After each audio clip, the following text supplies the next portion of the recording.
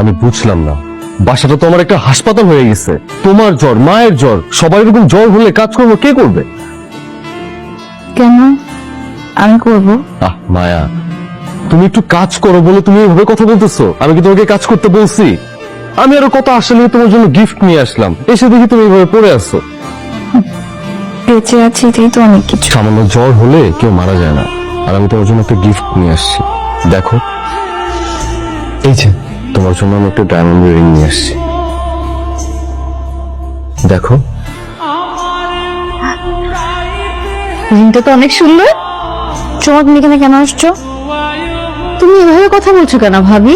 আমি জিজ্ঞাসা করছি এখানে কেন আসছো? আমার ভাইয়ের ঘরে কি আসতে আমার পারমিশন লাগবে? তোমার ভাইয়ের ঘরে কি যখন তখন ঢুকে যাবা? প্রাইভেসি বলতে কিছু নেই? এইটুকু কি শিক্ষা পাওনি? মায়া, তুমি ওর সাথে এইভাবে কেন কথা বলতেছো? আমি সোমাকে বলেছি রিংটা এখানে রেখে এখনই বেরিয়ে যেতে।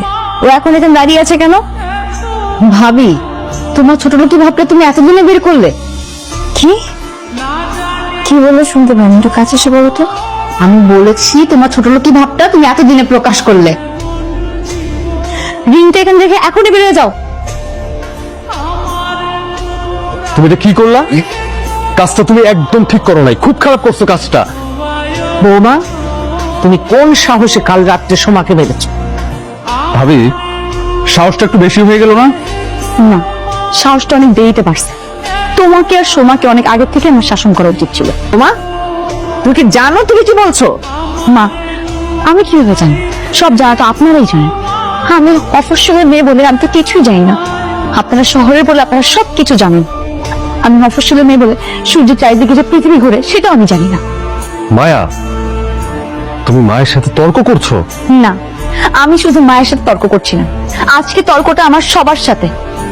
মায়া, ধমক ধমক দিচ্ছ? তোমার এখন এই ধমকটা না মানায় না। তুমি আমার স্বামী বলে কি ভেবেছো? তুমি আমার মাথা কিনে খেয়েছো? দেখছো দেখছো কেমন ছোট লোকের মতো কথা বলছে? ছোট লোক? আমি ছোট লোক? ছোট লোকের যত গুণ থাকা দরকার সবকিছু তো আপনাদের মধ্যে আছে।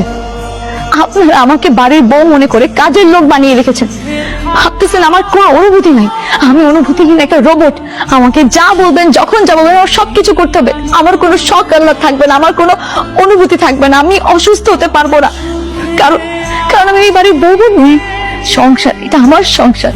সংসার নামক একটা সফটওয়্যার আমার মাথার মধ্যে ইনস্টল করে দেওয়া হয়েছে, কারণ আমি সংসার থেকে যেতেই পারবো না। বৌমা, তুমি যা ভাবছো ব্যাপারটা কিন্তু তা না। ব্যাপারটা তা নয়? তাহলে ব্যাপারটা কি বাবা? আপনাদের মেয়ের স্বাধীনতায় আপনারা বিশ্বাস করেন, তার শখ আহ্লাদে আপনারা বিশ্বাস করেন, তার পছন্দ অপছন্দে আপনারা খুশি হন। আর আমি অন্যের বাড়ির মেয়ে বলে আমার কোনো শখ আহ্লাদ থাকতে পারবে না, আমার কোনো স্বাধীনতা থাকতে পারবে না। আমি এই বাড়িতে আসার আগে আমার বাবা মাকে বলে দেওয়া হয়েছিল আমি বাড়িতে এসে কি কি করব, কি কি আমার নিয়ে আসতে হবে। বাবা, আমার শরীরটা একটা মানুষের শরীর, এটা কোনো জড় বস্তু নয়, এটা কোনো রোবট নয়। হ্যাঁ, বেশ ভালোভাবেই বুঝতে পেরেছি। কাজের মেয়ে রাখিনি বলে এত কথা বলছো তো? না মা, ব্যাপারটা তা না। আমি বড় মাছ কাটতে পারি না বলে আমার বাড়িতে বড় মাছ কখনো আসেনি, এই কথা বলে আমাকে খোটা দেওয়া হয়েছে। আর আপনাদের বাড়িতে রোজ বড় মাছ আসে, তারপরে আপনাদের মেয়ে যে মাছ কাটতে পারে না, এটাকে কখনো খেয়াল করেছে?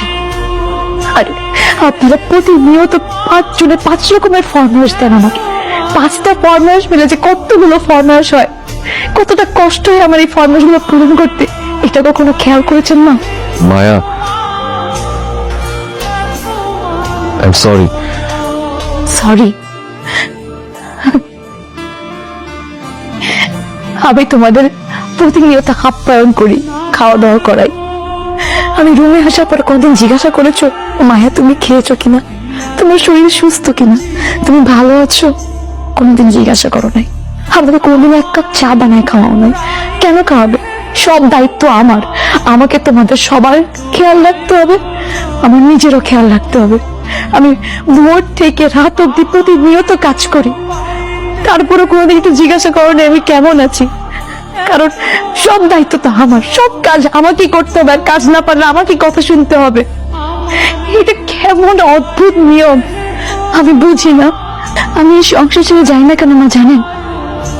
মায়া, সংসারের মায়া। আমি যতই কষ্ট পাই না কেন, আমি যে সংসারের মায়া আটকে গেছি মা, আমি রোজ ভাবি আজকে হয়তো বা আপনারা আমাকে বুঝতে শিখবেন, কিন্তু আপনাদের সেই শিক্ষাটা আর হয় না। আমি তো চলে গেলে আপনারা কষ্ট পাবেন, তাই যতদিন বেঁচে আছি আমি এই সংসারে থেকে যাব, এই মায়ার বাঁধনে আটকে থাকবো মা।